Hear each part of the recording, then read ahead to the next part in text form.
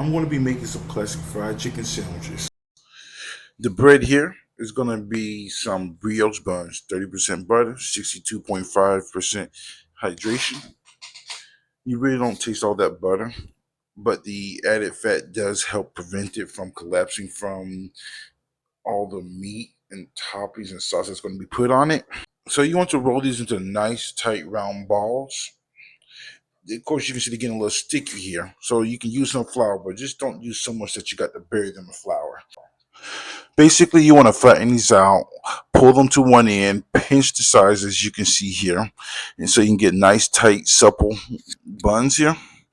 You don't want to overwork it. Then roll with your fingers and get them to a nice round bun. Looky there.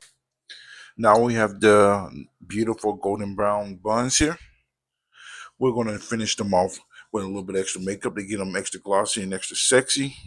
Yeah, that was a little too hot to touch, but you live and learn, right?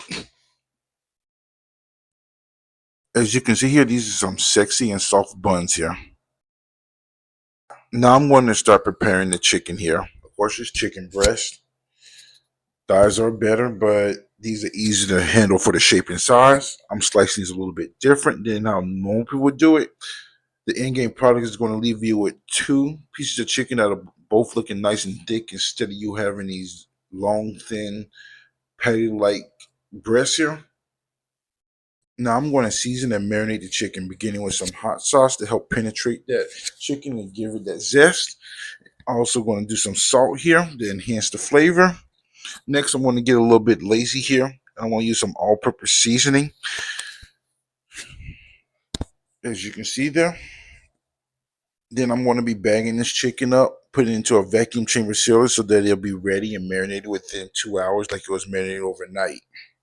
Here I'm making a nice, beautiful buffalo sauce. I'm getting the hot sauce nice and hot, but not too hot. You'll see why very shortly.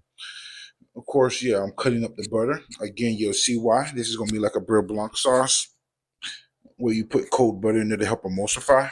And in there, I got xanthan gum. Xanthan gum is a very good product to use, but it's very difficult to deal with.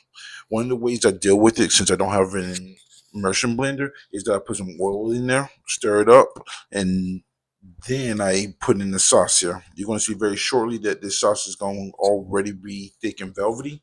But the purpose of the xanthan gum is to prevent the sauce from breaking apart once it's been added to like sandwiches and so on. The butter does help give a better texture, but trust me, it will fall apart. As you can see here, I've cut up the butter. You want it in nice even sized cubes, and you got to keep stirring over low heat.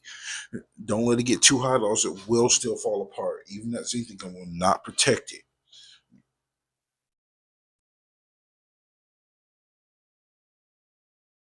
So now I want to start preparing the fried chicken. I didn't show this in a previous video, but I've already dipped the chicken one time in flour. That is allowed the flour to absorb the moisture and hydrate. This prevents the breading from falling off so easily. And now I'm going to start seasoning with some salt, of course. Next is going to be some all-purpose seasoning and some white pepper. Expensive, but gives it a pop and worth it. And a little paprika to help with the browning. This is baking soda here to help get a nice airy crust that's extra crispy. And the cornstarch is also going to help with the crispy. The high gluten in flour itself does make it to where it either does not get crispy or it will get crispy and doesn't get crispy very long. Here I'm dredging the flour with these little bits. That's what's going to give it a nice texture that you see with the southern fried chicken, as you see in a lot of restaurants. This is a little tip I learned from many chefs and cooks before, but this chicken has already been pre-cooked sous vide, but now I'm going to be dipping in some buttermilk.